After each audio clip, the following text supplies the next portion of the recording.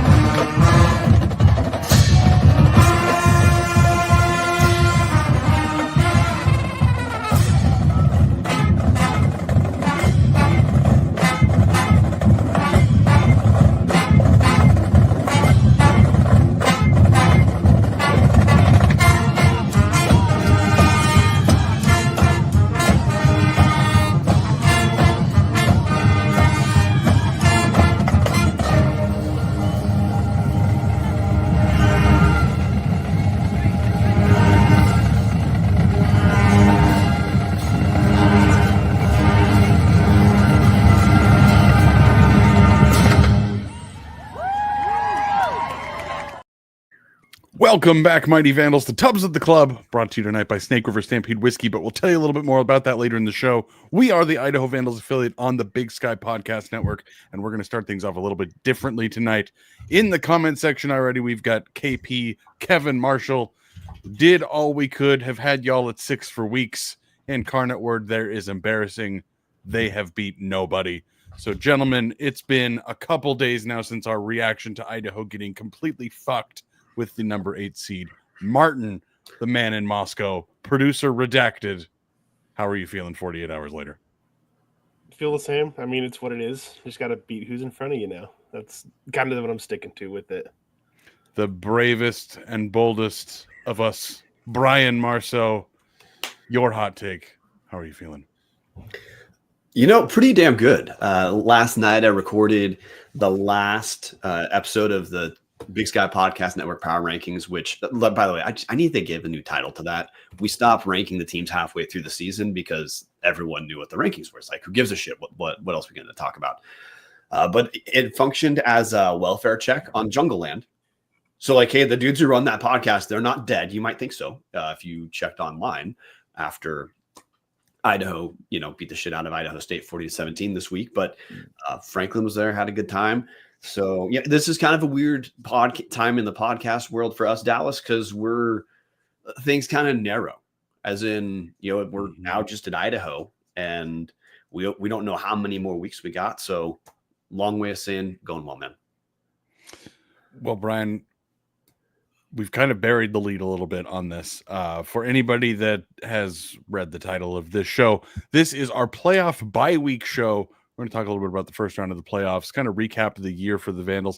Really just going to be kind of a grab bag style episode, Bryan, because the nice thing about being the number 8 seed, as shitty as it is that they aren't the number 6 like a lot of people thought they should have been. Hey, first round bye. By the way, when you say a lot of people, you mean every damn person who paid attention to FCS football except the dudes on the committee. Yeah.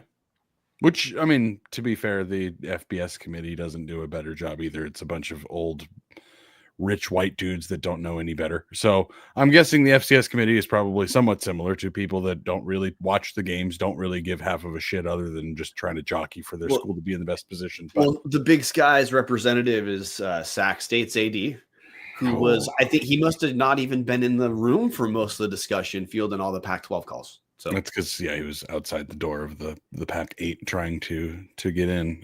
But Bryan, it's in the past. We're moving forward. Idaho Vandal football, 3rd year under Jason Eck, 7-5 in his first year, 9-4 last year, 9-3 with a chance to be either 9-4 or 10-3 in the next couple weeks. First time in 3 decades, Bryan, that the Vandals have won 3 straight seasons, more games than they've lost. Winning records are not easy to come by in recent Vandal history, and we're rolling off of the back of truly 3 of the best years that the Vandals have had in my entire life, Bryan. Yeah, I mean, don't know how to say it differently. Yeah, I mean, the 3 years in a row, the playoffs. This is, if you're a person who wanted, hey, not to relitigate the past, but we all know that when Idaho moved back to the Big Sky, those were hopeful. Their view is like, okay, get some serious football where we belong, and we're here. Playoff, now understood as essentially a perennial playoff team. We can get to actual season here a little bit as a way for us to warm up, but I've been a Vandal since 2005. It's not remotely close. This is the best it's been the entire time I've been a Vandal. Honestly, grown up in a Montana household, this is the best. This is probably the best era of Idaho football that's existed that I've really been aware of. Present for in any meaningful way at all. So it's a good place to be. And yeah, I think it's worth doing a little bit of discussion about where the Vandal team is now heading into the playoffs. Because, hey, we all know if you skip the first round of the playoffs, that's a big deal. That's 8 teams do that. So, at best, 7 teams had better regular seasons than Idaho, you can say. But I think the way Idaho's kind of evolved this season is interesting from week 1 to where we're at now, because this team has in some ways stayed stable, and in some ways they've done some 180s, Dallas. So I guess that's kind of where my initial interest here is, in kind of like in the same way we did a welfare check on Jungle Land last night. What's our welfare check on Idaho football? Man, I went back and pulled just kind of the team statistics over the last 3 years, just to kind of get a broad comparison of what Jason X teams have looked like. And Bryan, I did not realize how bad Idaho's offense was this year. We've talked about it. I don't know how many times, just based on not scoring a lot of points, playing a second and third string quarterback, and just not having a lot of health there. Idaho averaged 28.1 points a game this season, Bryan. 10th in the conference out of 12 teams. First time in Jason X history that they were not 3rd or better. But then again, we talked about this in our instant reaction show. You look at Idaho's last 5 games: Cal Poly, Eastern Washington, Portland State, Weber State, Idaho State. And Idaho scores 34, 38, 39, 31, and 40. Good for 36.4. Thank you. 36.4 per game. So you kind of tale of 2 halves. It's not really halves, as 5 is not half of 12, but close enough. It really is close enough that you look at that bye week and the teams that came just before it after Montana State, and the schedule completely fell off. Man, Idaho somehow survived through all the injuries and the problems. As Taylor Cash said, some really rough stretches after Lane went down. Simon Miller, injuries killed us. Fats Demand KC, man, with the injuries we've had, blessed we have our record. Absolutely. That's kind of the thing I'm wanting to circle in here on, Bryan. Idaho still ended up with 9 wins, the best regular season Idaho's had in a very long time. This with a second string quarterback running the show, or third string quarterback, depending on, if you want to get into the semantics of technically losing the second place job. Depending on what week, yes. Second or third string. Yes, depending on if you started the year second string, or depending on the back half of the year, third string. But to get through all of that and have the offense clicking here in the last 5 weeks of the season, obviously the numbers are completely different than 28 points a game. Bryan, it's crazy to me looking at this. I can't wrap my head around it. Idaho statistically worst season they'd had under Eck, and man, somehow got 9 wins out of the deal. The stat that pops out for me the most is it's actually a defensive stat, Dallas, that you pulled. So when we're talking about Idaho in the playoffs, I think offensively, look at the last 5 weeks. That's who they are. This 5 consecutive weeks of scoring 30 plus. This team can move the ball now. They couldn't earlier, but whatever. That Richmond or Lehigh does not get to play Idaho from October 19th. They get to play Idaho from November, November 20, whatever the hell. So that's why I'm not anxious at all about Idaho offensively, because with Lane, they became what we hoped they'd be at the start of the year. But to just talk about the role the offense played this season, the defensive stat that to me actually tells the offensive story is total tackles. So in 2022, Idaho has 806 tackles on the season. 2023, 793. In 2024, the year not being over, 900 tackles, which is to say that's a lot of plays the last 2 years we just expected other teams didn't get to run because of Idaho having long drives, and just also one year have not even just the fact of long drives, but also just keeping the offense on the field for sustained drives as far as the number of plays. Ignore time possession for a second. That's what we'd been used to. And for a huge amount of the season, that was not at all. That wasn't who Idaho was. That's, allowing more than 100 extra plays, depending on the year you're comparing to, and the year's not done. That's a big deal. And I mean, I think that can partially explain why some of it explains and doesn't explain. Idaho defensively, they were not as strong at the end of the year as they were at the start of the year, for sure. I think that's fair. Now there's glimpses in these last few games where you could say, hey, things are coming together and injuries matter. But in addition, injuries matter. And also hey, the offense not giving the defense a break for the first half of the year. That's not nothing as far as quantifying who Idaho is, which I guess that is another reason why the season stats are worth looking at to match your eye test throughout the year. But as far as Richmond, who I think it's going to be Richmond, okay, who Idaho plays, as far as they're concerned, they don't get to play Idaho defensively in October when the offense couldn't give them a break. So I honestly think as a Vandal, this is close to as good a time to feel about this team as you've had the entire year. Even at the start of the year, when we were hopeful about Jack Lane, that was still us interpreting what the dude could be. Well, we've seen it, and we've seen what Idaho does offensively with him on the field. Now it's enjoy the bye, a bye week that I think will matter more for Idaho than it will for all the teams who have buys this week. I think Idaho benefits the most, and Idaho gets to play a team in 2 weeks that doesn't have a bye, right? So that's, I don't know, man. I don't really have a big cohesive takeaway for the bye other than I'm happy as hell that I have it, and it makes me feel pretty damn confident about what we're going to see in a couple weeks. Yeah, I fall in the same sphere here, Bryan. Obviously we were in pretty good spirits last year because Idaho ended up as the 4 seed, but we talked about it a lot last year, mostly at the end of the season when everything was all said and done. But we talked about it behind the scenes a little bit of man, Idaho's offense is just not clicking the way it should. Things are kind of crawling to a halt. And obviously last year, the team had been supported by the defense, honestly, from the get-go. And if you go back and look at the defensive stats from last year, first in yards per game, first in passing yards per game, third in points per game. Idaho's had a very good defense all 3 years with Jason Eck across 2 different coordinators. But last year's defense was the reason they got the first round win, was the reason that it was close against Albany. And now this year, it's a different feeling, Bryan.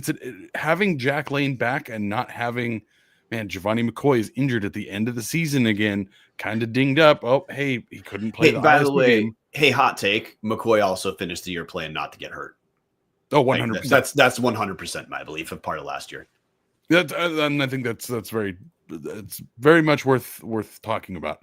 But it's just different, Bryan. The way that we've talked about this offense looking so much different with Jack Lane at the helm, it really feels like this is an Idaho team we haven't seen the peak of yet, rather than, hey, that win against Montana State in the middle of the season was probably the best moment, and hey, got a playoff victory out of it. Great, awesome, and came up short in the quarters. But this, I'm not saying this team's going to make a run to the quarters or the semis or even the natty, but it feels like we haven't seen the ceiling of the Idaho offense yet, especially because Jack Lane gets healthy right as all of the running backs get hurt, Bryan. So if this bye week can buy Idaho a little bit of extra health, man, I would be really interested to see what Jack Lane does when he has multiple running backs that are not on pitch counts or just completely out of pads in general. Yeah, I mean, I got no pushback. I do think it's a bigger deal. Lane being healthy to me is a bigger deal than the running back room, so long as we have a guy. And honestly, of the guys who could be available, if we were only going to have one, Nate Thomas is actually the one who I would like it to be. I'm saying that because I don't think Day Buchanan's coming back based off what we saw, leaving on crutches from the last home game. So if we're going to have a guy getting healthier, I like how Nate Thomas has looked to close the year. And I feel like with just Nate Thomas and without him not splitting plays with Eli Cummings, I kind of like I felt like he got a few different calls against Idaho State, where it kind of matched a little bit more what Buchanan got against Portland State. And that to me can help, add another dynamic where this offense can be a little bit more explosive. Cause I don't know, man, it's weird for me to say this because look, the season goes by so fast. And to me with Idaho this year, with just injury after injury after injury, it in some ways felt like the season restarted 15 times as far as what our expectations were going to be for heading into the season. So now with how much that happened this season, how it kind of jacked up expectations. I don't know, man. I feel good about where we're at. I care more that Jack Lane's healthy, and I care more that, Mark Hamper's named to the Jerry Rice Award watch list. Speaking of tale of two halves, and I think it is half seasons, things completely based off Jack Lane getting back in there. There were a lot of people who were frustrated with Mark Hamper early in the year who I think have to be saying okay, no, dude, this guy's good. This guy's absolutely good. I mean, Hamper finished, in spite of how things started, he finishes the number 5 receiver in Big Sky play, Dallas. Number 3, if you're talking in yards, number 3 in yards. Yeah, good Lord. And that was after starting off. That's after starting off pretty slow. And that's after starting off with, it depends when you choose. I always look at conference only stats, number 5, whatever. Number 3, number 5, he's top 5 at least. Okay. With how rough that start of the season was, one, it's impressive to me that the dude was able to keep his confidence. So hey, shout out to Mark Hamper for dealing with that. Cause we all know, not trying to hide anything. He dropped a lot of passes early. Now, a lot of them almost all of them to me were tough catches that Hamper was dropping, but you have that happen for a few weeks. It's impressive that it appears to not really have jacked with the guy's confidence. So, when you talk about teams, you kind of remember stories of the teams, or at least you remember narratives of the teams. Last year's narrative was Hayden Hatton kicking ass, but then a little bit of the offense, hey, why is this not clicking? And then, you talked about being led by the defense. The narrative of this year, a lot of it is injuries, but also overcoming injuries to still do what the team did. I think a different way to think about that is think of all the instability those injuries gave this Idaho team, a young, especially on the offensive side of the ball, a very young Idaho team. And in spite of having a lot of difficulty at the first half of the season, 36 points a game is what they closed out with. That'd be good for like the third best offense in the Big Sky. That's growth. Growth that, hey, credit the coaching staff, but hey, credit the dudes who who put their heads down, kept working through a rough start of the season to finish top 8. Bryan, as the first member of the Mark Hamper is Good fan club, and somebody who's been beating that drum since that very first game, I've got a lot of things to say about that. But before we get further into, I think, the freshman of the year in the Big Sky Conference, we're going to take a quick little trip down the middle fork of the Salmon, or maybe even the main Salmon River of No Return, because if you're looking for a great all-inclusive week-long vacation, there's one right in your backyard. Hughes River Expeditions, they've been Vandal-owned and operated since 1976, and they're ready to take you on the vacation of your lifetime. Again, there's the middle fork of the Salmon, the main Salmon River of No Return, the Salmon River Canyons, even the Selway. There's always the special trips like one to see the Perseid meteor shower. You can camp on pristine bitches or beaches, depending on what's in weather and season at that time. Run amazing whitewater, hike scenic trails, spot wildlife. Guys, there's the beautiful natural hot springs, and the same thing I say every week, fish the most remote stretches of river in the entire United States. Just bring your clothes and let HRE handle the rest. Grab a paddle, catch dinner, and ride the bull all throughout the Gem State. Call them now, 406-540-4450. Again, 406-540-4450, or check them out at hughesriver.com. In the comment section, Patty Frake saying, Hamper has an outside shot to make first team all-conference. Don't think it'll happen, but he's up there. Again, Bryan, like you said, he's one of the 25 finalists for the Jerry Rice Award. Honestly, I think freshman of the year in the Big Sky is probably a 2-horse race between Mark Hamper and Adam Jones. I think Adam Jones probably wins because it's Montana State and because he's got the numbers. I wouldn't write out Carson Conklin. Sack was terrible, but he had a good season. He did have a good season. Sack was more like ball sack State. But man, selfishly, Mark Hamper to me is the story. I think you could put any random running back in behind that Montana State offensive line, and they're going to look pretty damn good doing it. And Mark Hamper came in third in the conference in receiving and had 5 games that he caught passes from his starting quarterback, and the other 7 were Josephek and Wagner, and technically Tony Harsty threw one in there. Tony Harsty did throw a completion. It wasn't to Hamper or the Vandals, but Hamper did a pretty damn good job coming in third in the conference in receiving with, again, not his starting quarterback most of the season. And then, man, something we talked about it at the beginning of the year, and then really kind of just didn't bring it up again throughout the season because we weren't that concerned about it. Idaho lost almost all of their production offensively last year. And then at the end of this year, Mark Hamper is third in the conference in receiving. Jordan Dwyer is 6th. Dwyer is also 4th in receptions and 4th in touchdowns.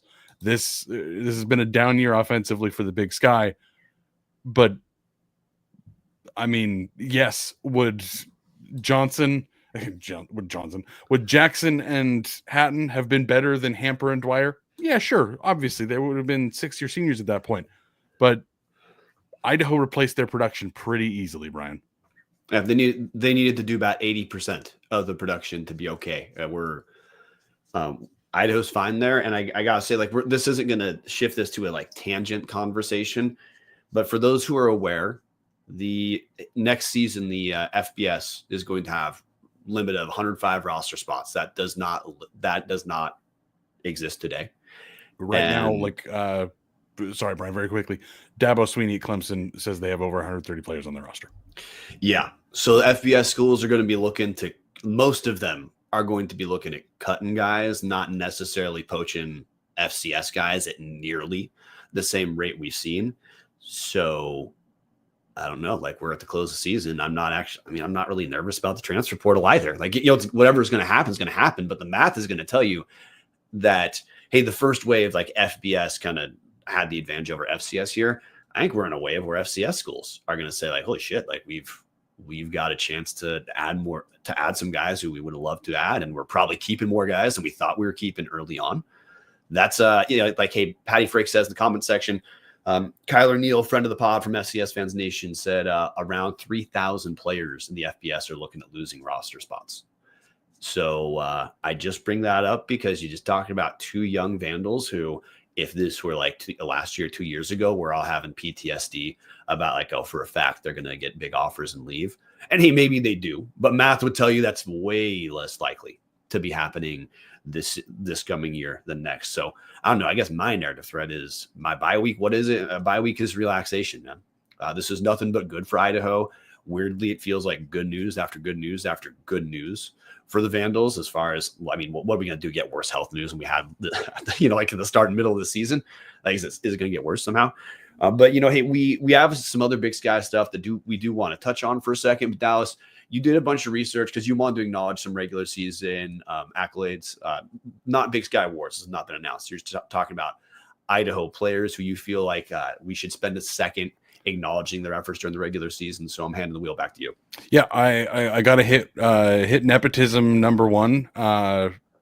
Shout out to the Jungle on Twitter, claiming that Jackson Eck was all nepotism, which is hilarious. If you go look at the conference stats right now, Jackson Eck led the entire Big Sky in tackles.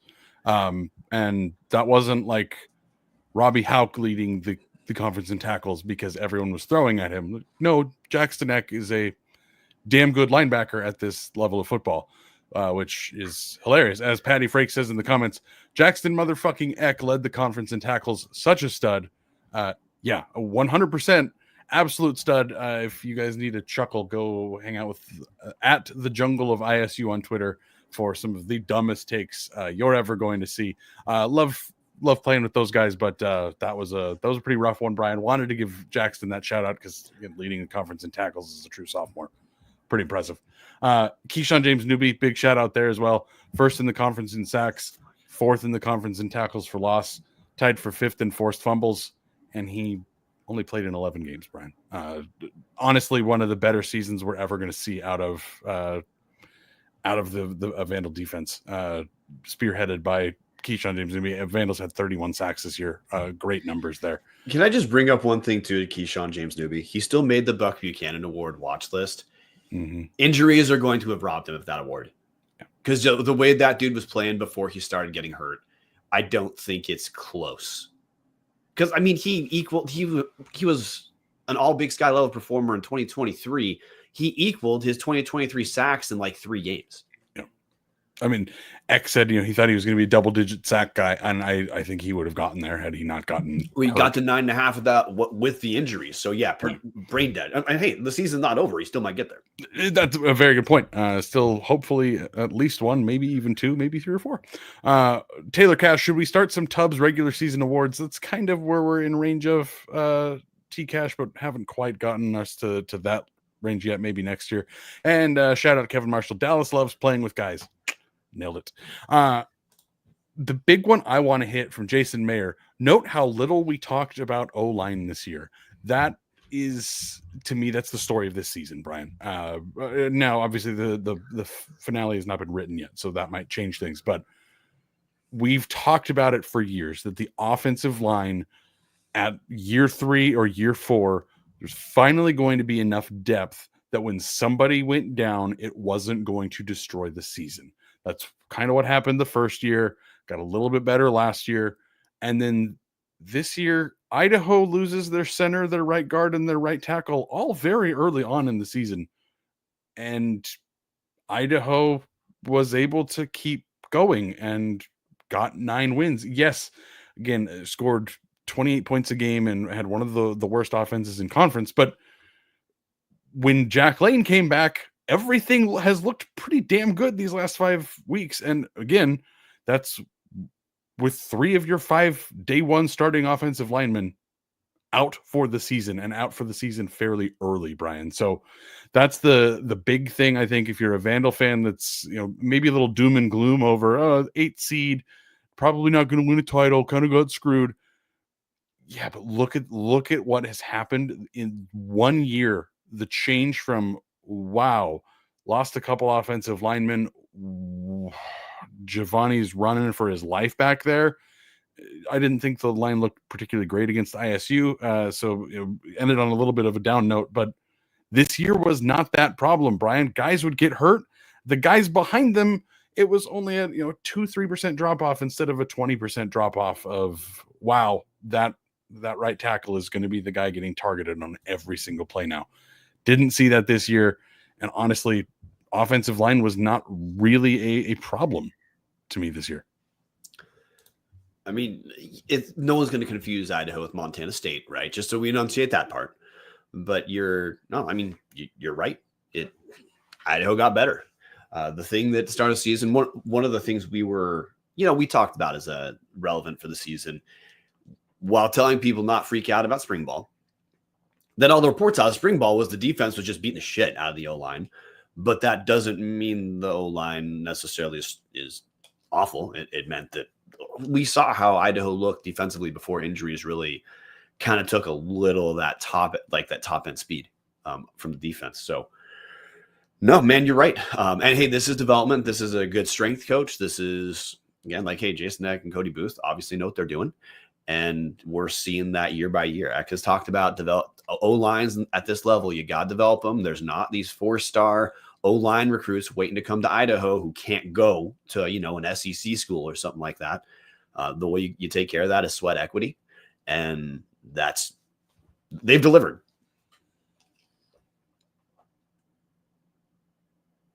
I don't know the keyboard shortcut to unmute, and all of a sudden I lost my mouse. So apologies for the second of silence there, folks.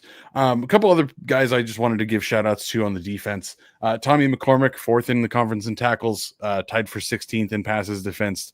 Probably not a first team all Big Sky type of year, but certainly in our hearts, one of the greatest Vandals we're ever going to see. Malachi Williams tied for 7th in sacks in conference. Dallas Afalava tied for 9th in sacks in conference and was 14th in tackles for loss. Not bad. And again, both of those guys dealt with some different lingering, nagging injuries throughout the season. So pretty impressive, Bryan, to see 3 guys on the Vandal defensive line in the top 10 in sacks when we are a season and about a half removed from who the hell is going to be rushing the quarterback. Pretty big change. One of those things that makes me think, man, I have no reason to doubt any decision Jason Eck and his staff make at this point, because honestly, we all kind of panicked a little bit last year of, wow, Paul Mawala is gone. What are we going to do with the running back or with the linebacker room? Exree Alexander, Jackson Eck, Trey Thomas all filled that role perfectly fine. Trey graduates, Exree leaves for quote unquote greener pastures. Zach Johnson steps in and plays very well immediately. Yeah. It's very strange to see a program now, Bryan, where when guys graduate or guys move on for whatever reason, there's not this immediate panic to me anymore of, oh God, what are we going to do? It's okay. Gives another guy an opportunity to succeed, and hey, maybe he'll be better than the guy who was there before him. Yeah, and hey, that's program building, right? Yeah, you see that's what South Dakota State's doing right now. They lost a shit ton of guys to the NFL, and they're the 3 seed. That's what Montana State's doing right now with Vegan. I mean, hey, they've graduated a lot of good players. They've had guys transfer too, and they're the 1 seed. This is what program building looks like, man. This is the reality of college football, is just the reality of all college sports. Guys turn over, and if you're going to be a good program, you have to have a next man up, or you have to know how you're going to get your next man up. And that's what the coaching staff has done, man. Bryan, any major points from Idaho that you want to hit on we've talked a good amount of what this team has been this year. I did want to give a shout out. I know Cameron Pope had a rough week here and there, but still ended up 5th in the Big Sky in field goal position or in field goal percentage. So even on a year where our special teams has maybe not quite been as effective as Vandals would want, Andrew Marshall is still probably the 2nd best punt returner in the conference. Kick return game not quite as the same without JJ there, and then LJ Harm did no harm in the punting game, but also didn't have incredible stats like punter U of the past. But the kick return too is we lost Abe Williams. Like 2 games into the season? That was going to be your answer for kick returns this season, and that's again like the story of Idaho's season is overcoming injuries, overcoming adversity, and I sometimes I kind of struggle to use the phrase overcome injuries because overcome adversity just because that is the story. Every coach uses that because it's a worthwhile motivating tool. We're not coaches. When we talk about this, we're fans, but that is what Idaho did this year. So I don't have more to say other than the good old days are today right now, guys. So for those who've been showing up if you can, and watching on the stream, doing all that kind of stuff, just keep doing it. This is, hey, look over at Weber State. Stuff doesn't mean stuff will go away, but stuff can go away faster than you guess. So yeah, buckle up and enjoy the ride. Before we talk about other Big Sky related stuff, Marten has that keyed up already. So we got to talk about Snake River Stampede Canadian whiskey. Marten beat me to it. I prefer to do ad reads where he has no notice, but look, Snake River Stampede, one of the best buys in Idaho State liquor stores. 3-grain whiskey, 80% corn, 10% rye, 10% malted barley, double barrel finish, first fill bourbon, finished in Oloroso sherry casks. One of the single best, like the intersection of price and quality at Idaho State liquor stores, it virtually does not get better than Snake River. So if you haven't tried it, I don't know what's wrong with you. Grab yourself a bottle today. Brian, one thing we have not talked about yet. How dare we? Huh? The CFL draft. Well, we certainly haven't talked about that yet. Shout out Hayden Hatton, BC Lions contract. And that is CFL talk.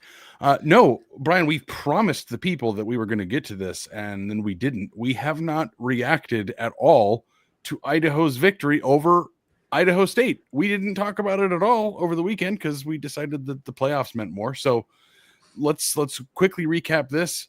Let's see. Jack Lane had 3 touchdowns and 5 incompletions.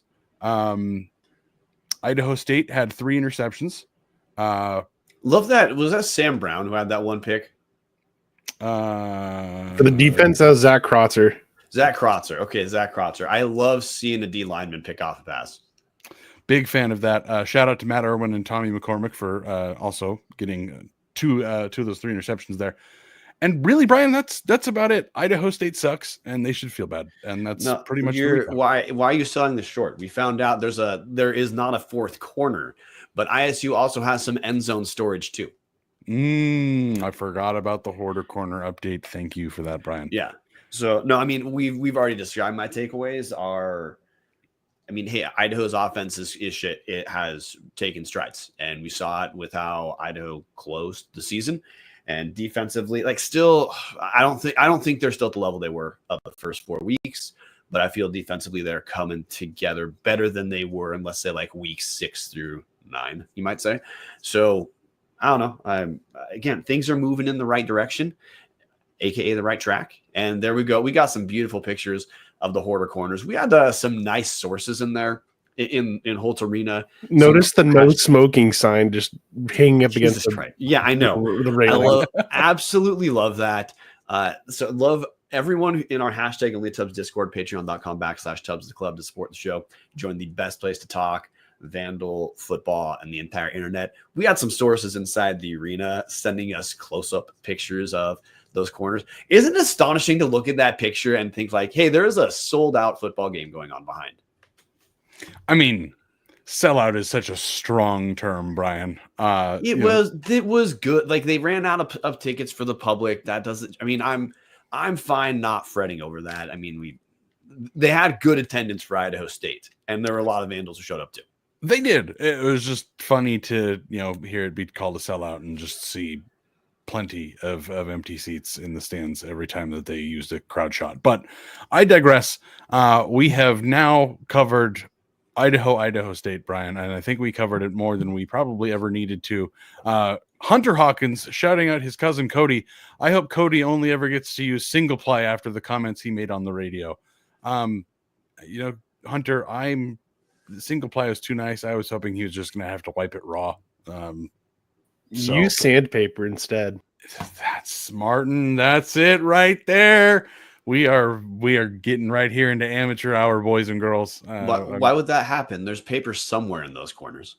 I'm not saying the good stuff, but like there's something. Probably true. Jason Mayer shouting out ISU had the worst announcers. Yeah, 100%. Well, no, dude, I think one of them. I think Cody Graves is fine, but Cody Graves wasn't the lead. Wasn't like the lead color guy. Yeah, there's play-by-play and there's color commentary, and typically the color commentary is only as good as the play-by-play guy can be. And when your play-by-play guy is doing a knockoff Steve Rabel, I don't even know how to. Everything was. I get it. It's KISU. It's their radio. I get it. Like our radio has to be a little bit biased. It's how it works. But good God, Bryan, the guy had to avoid talking about sacks anytime the guy was sacked. What were the touchdown, the double reverse touchdown? What did he call that? Get like a gadget player, gadget player. I don't remember. Would you guys rather hear Josh Allen talk for 2.5 hours? That's a really good question because those Wyoming announcers were awful too. Like, but it's a different level of awful because at Wyoming, they're in the thank you, Steve Kurtz. They called the play gimmick. At Wyoming, that's Mountain West. There's a lot more money involved there, so you have higher expectations. With some of the Big Sky stuff, I mean, like sometimes a lot of the broadcasts are actually like they're executed by students, not the announcing, but a lot of the like camera work when we get frustrated that the camera's pointing God knows where, like, hey, that's students. So, you just kind of assume it's at FCS level production. If it's not run by like SWX or a channel of professional grownups, there's going to be some kind of, rough edges. But I don't know, man. I don't have like the same harsh. Harsh. It might be the wrong term. I want Idaho State to be better. I don't want them to be better than Idaho. So like the fact that Idaho State is at around 500, I like that as a development for the Big Sky. They have to find someone better. Like you can't tell me this. I mean, do you remember the old SUU announcer, especially the basketball one, who was just awful, like the most nasally tone in the world, but also like unable to show any sort of Bryan, you're breaking up a core memory here. I remember that he both showed excitement but couldn't at the same time. That ISU was a different version of that, but it was more like the thematic content that they happened to talk about or would not talk about. Mm-hmm. Bryan, we got to hit the comment section. Simon Miller, Hoarder's Corner versus Corner Club. Vandals win by 50 billion. Just gotta counteract that deep state that's getting to Bryan because for whatever reason, the love of Idaho State. I think it's because he's trying to get Pauline Theros to leave Pocatello, where the grass is much greener in Moscow. But that would require Terry Golick getting out of the fucking way. Shout out to the volleyball program finally hiring a head coach. But I supposedly putting the posting before they told the interim coach.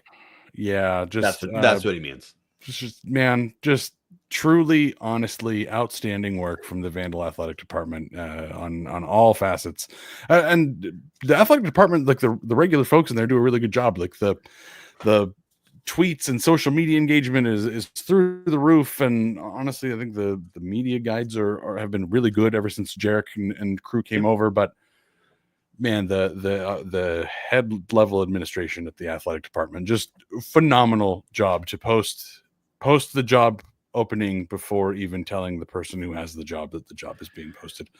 Just class. Love that. Eric Stang, aren't you guys technically amateur podcasters? Oh, Eric, we are amateur in so many more ways than just that. Yeah. Okay, so we're closing on not having that much time. So like I think there's a few Big Sky things for us to get to. One, like there are 2 Big Sky games for us to talk, but I think before that, Dallas, that hasn't been officially announced. Your Big Sky Offensive Player of the Year. I mean, there is only one answer for this, Bryan. Go. I will argue Lan Larison every single minute of every single show possible. I could not in good conscience give it to any other player. I know there are other guys that have stats, but Land Larison, I think Land Larison should be the Walter Payton. I think Land Larison is the entire reason UC Davis is where they are at. I think he's the best player in the FCS. So I'd give it to Land Larison too, but I would the difference I'd have here is I think there are cases for a few guys more than you'd say. So there's essentially three non-Larison guys who I think have legitimate cases. One, Efton Chisholm III had a preposterously good season. In Big Sky play, he has 81 catches. The second closest receiver the guy who had the second most catches after Chisholm was Jeff Weimer for ISU at 59. Chisholm was very, very good the whole year. Eastern buried the story of Efton Chisholm. Speaking of Eastern buried stories, man, do want to touch on one thing. We got to correct ourselves. Aaron Best is not done at Eastern. So this was, we had been told. The best is yet to come, Bryan.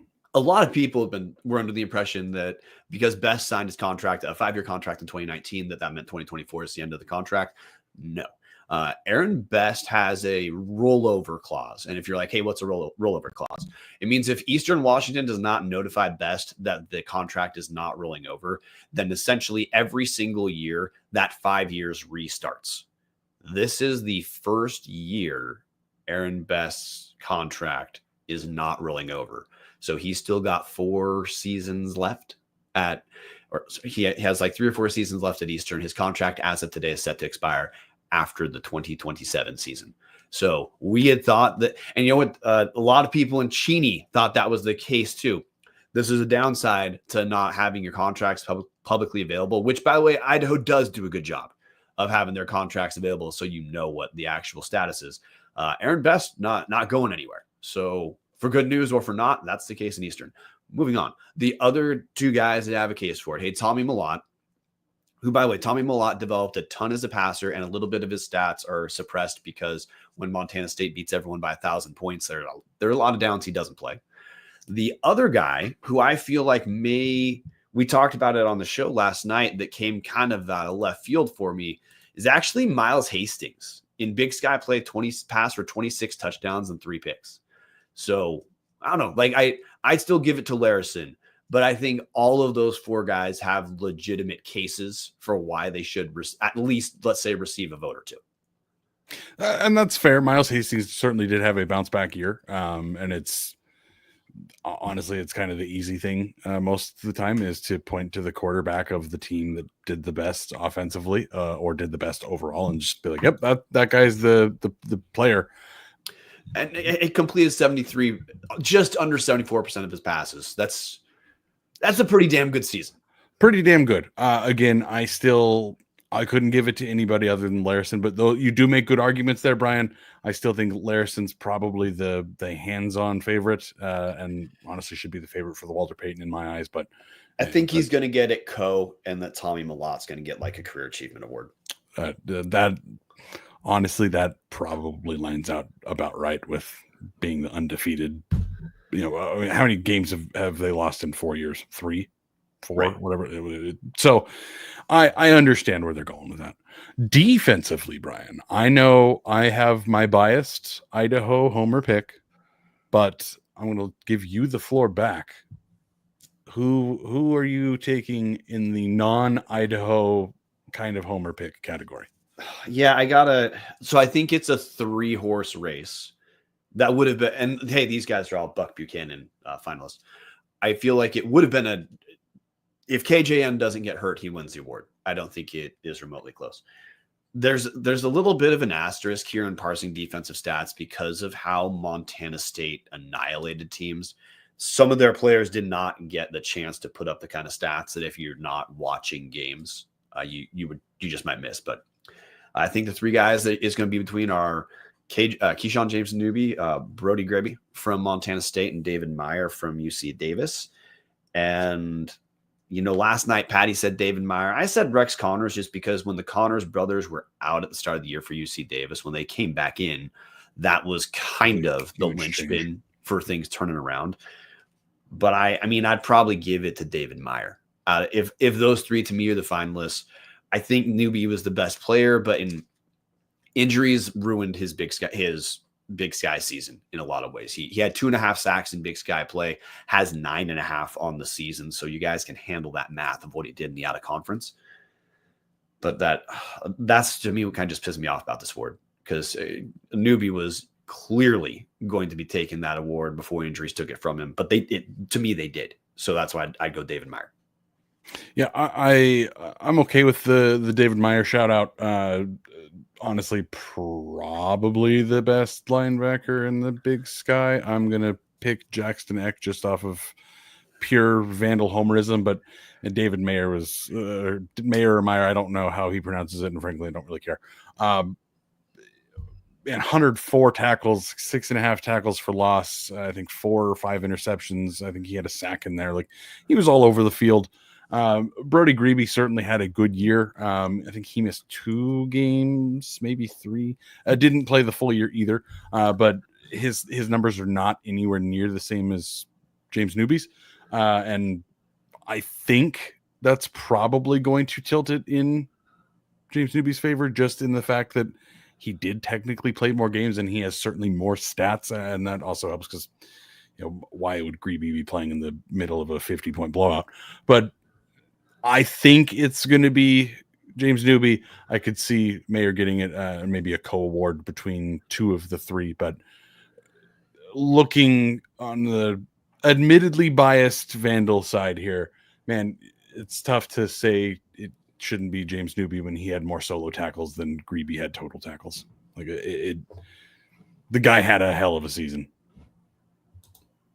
Oh yeah, no, he did. I just, as far as what I think the actual award were going to be, I also think that Davis and Montana State had 2 of the best defenses in the league. Again, injuries mattered, but defenses that objectively produced better than what Idaho did. So factor that in too for some of your eye test. Bryan, freshman of the year, we kind of already mentioned the 2 names that I think it's going to be between. But I'm just going to make that argument again for Mark Hamper. Mark Hamper led the team in receiving yards. Yes, Dwyer led the team in receptions, but Mark Hamper stepped in as a redshirt freshman. He did play a couple games last year, and yes, had a tougher start to the year.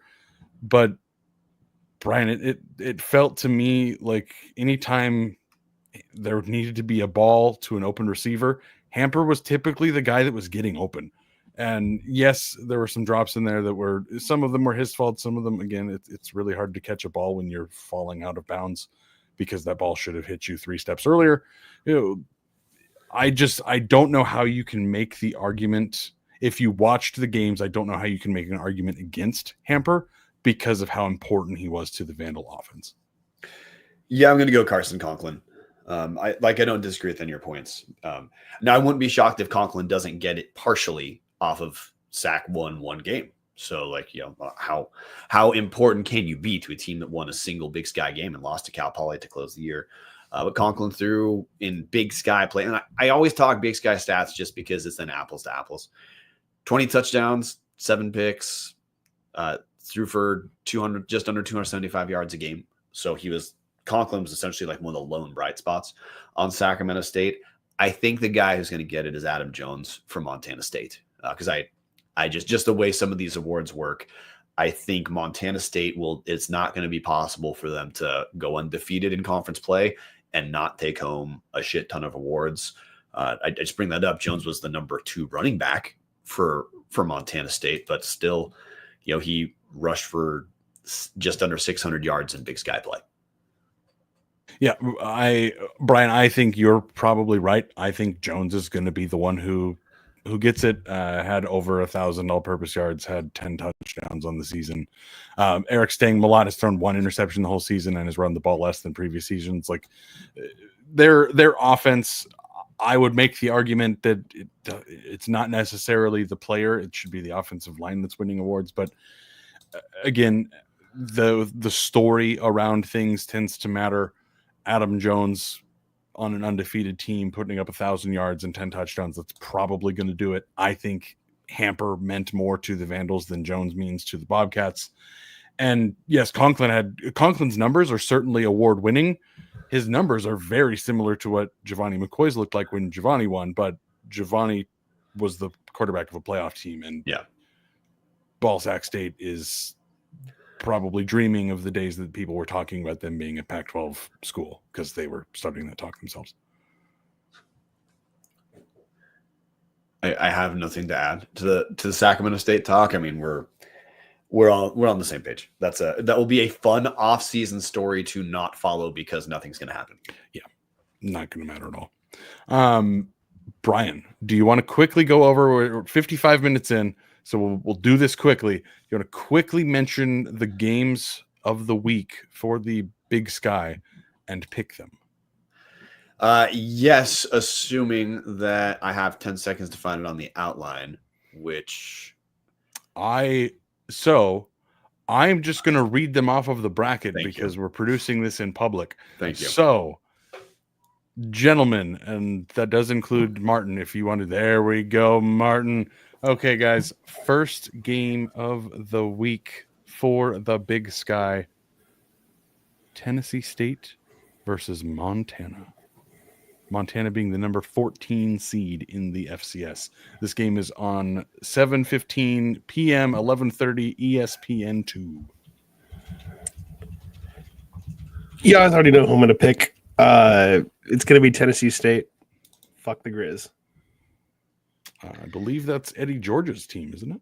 That is Eddie George's team. Tennessee State finished number 4 in the OVC Big South conference, whatever you call it, when it's two conferences together. 9-3 on the season. I don't know. I'm picking Montana. I generally speaking, these are games where I think it's important for the Big Sky to win. And I also think these are games where sometimes the Big Sky gets to show off their depth compared to some of the smaller conferences. Mm-hmm. Montana, in spite of whatever you're frustrated about, they did finally figure out who their starting quarterback is. And I feel like they can't possibly not learn a little bit of lessons from the Montana State game where they just didn't stretch the field at all. Montana State was going to win no matter what, right? But the Grizz certainly didn't help themselves by refusing to stretch the field vertically whatsoever. I just think Tennessee State is going to feel like a little bit of an easier challenge. And I think, some of those other conferences that are not as strong as the Big Sky, like, their number 4 team, sometimes that can translate to essentially like Idaho State level if they were in the Big Sky. I'm not saying that's Tennessee State. Mm-hmm. If I'm the Grizz after what they just went through this last week, I'm not too worried about Tennessee State. They're also going to probably get around 15,000 fans, which for a Thanksgiving Day game is going to be pretty good. So go Montana. That's where it comes down to for me. It's not even necessarily how much of a fight is Tennessee going to put up? How bad has Montana been this season compared to last season? None of that matters because they're allowed to buy this first.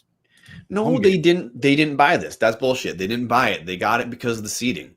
But here's Bryan, the deep state defending Montana and Idaho State. Yeah, dude, the deep state acknowledging the existence of what the actual playoff is. They didn't buy the game. You want to say it did in the past? Sure. They were the 14th seed. Tennessee State's not. That's why Tennessee State's not hosting. Bryan, until it's predicted and shown otherwise, Montana bought this game. You can't convince me otherwise. There is proof that they bought this game. I have to get it from Mike Lindell, but there is proof. It's out there somewhere. Man, they're not going to lose this game. As badly as I want Marten to be right, as badly as I want to see them just face plant in the first round, it's 15,000 people, and it's going to be 4 degrees. I can't pick against Washington Grizzly Stadium. It's just not going to happen. Kevin Marshall in the comment section, who, by the way, Kevin runs FCS Nation Radio, does know more about the national landscape than I do. Says Tennessee State, not a bad team. Very good defensive line. QB is athletic. Kevin, type in your pick in the comment section, man. We'll read it. But we also have one more game to get to, Dallas. It is Abilene Christian. Who did they buy? Did they buy hosting this game too by earning a seed? Abilene no. Christian. You go first. I was just going to say somebody took pity on McGruber for those few games that he did turn into a pumpkin. And McGruber was unfortunately canceled. Shouldn't have been. So somebody out there gave ACU this seed just as a thank you to McGruber for all of his years. Kevin Marshall says Grizz 28-24. So Kevin agrees with me. Maybe probably would have a different tone. So Abilene Christian, who lost to Idaho 24-21 in September, hosts Northern Arizona. Northern Arizona made it in one of the last couple teams added to the bracket. They're 7-5 on the year. Before we pick, I just want to acknowledge one thing about Northern Arizona. I wanted the Lumberjacks in the playoffs. I like what Brian Wright is doing there. He's got them on the right track, Brian. He does. Brian Wright has NAU on the right track. Northern Arizona absolutely benefited from the scheduling gods and maybe from a national committee that didn't look quite close enough. The Lumberjacks' best win is essentially Eastern Washington this year. Honestly, like their best win is either Eastern Washington or Idaho State. So keep that in mind when you're looking at picking this game. We'll start over Marten.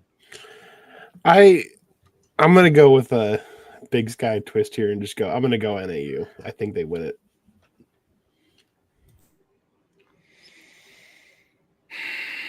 Guys, I can't do it. I can't pick against McGruber. Give me ACU. It's written in the stars for McGruber here. Well, one, I'm not going to pick against Tom Kendall, who reminded us that NAU bested Eastern Washington. Shit. So hey, Ron in the comment section saying, so are they hot? Kevin Marshall saying NAU is the incarnate word of the Big Sky if the Southland had any good teams. Boom. Man, here's the thing. I like NAU.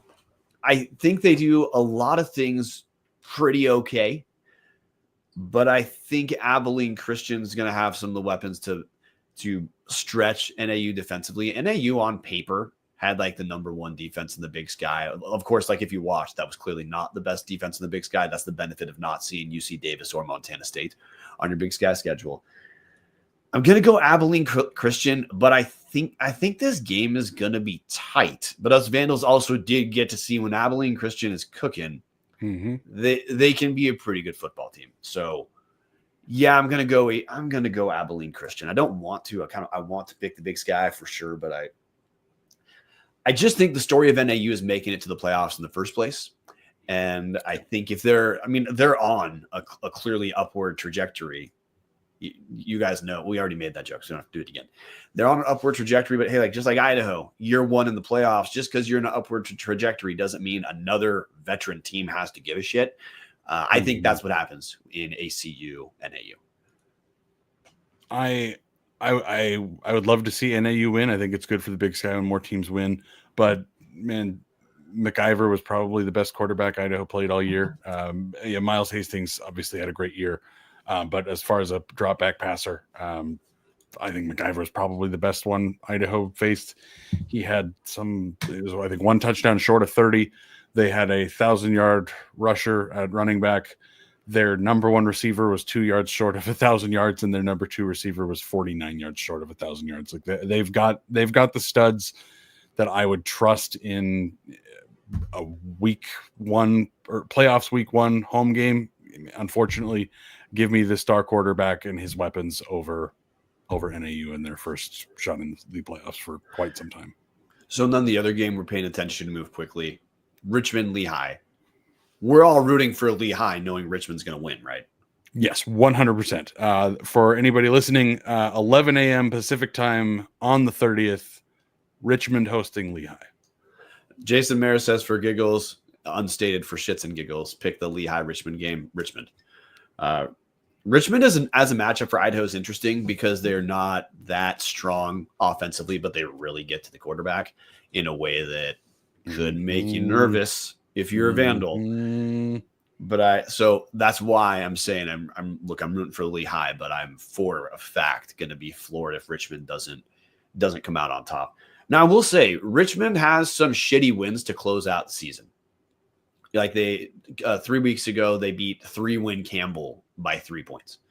So, but yeah, they closed the season with kind of a statement win over William and Mary. Kevin Marshall in the comment section saying Richmond 28-10. Yeah, that scores to me sounds fine. I think Richmond's just better, and the CAA does it even worse than the Big Sky in the sense of the conference is so goddamn big. None of the like top 3 teams in the CAA played each other. So I don't know. Richmond's gonna win. Yeah, Richmond. It's just what's going to happen, I think. Simon Miller, not wishing for injuries, but hoping both teams beat the crap out of each other. Fair? Honestly, Simon, they're faceless kids. Let's root for injuries. Who cares?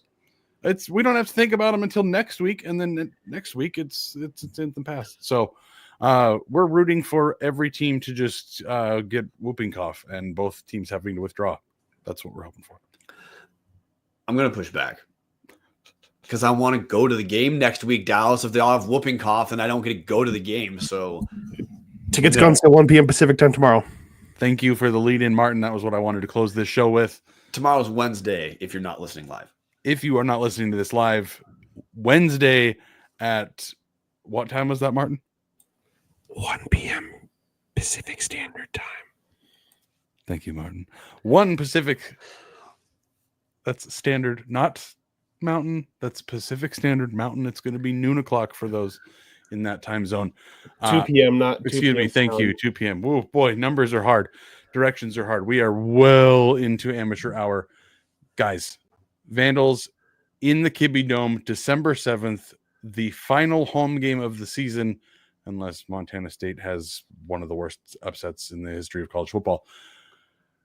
Get there, get your tickets. They're on sale. If you're listening to this right now, they're probably already on sale. Get your tickets, govandals.com, pack that damn dome, and let's crush the Spiders in 2 weeks. With that said, gentlemen, go Vandals. Go Vandals. go Vandals.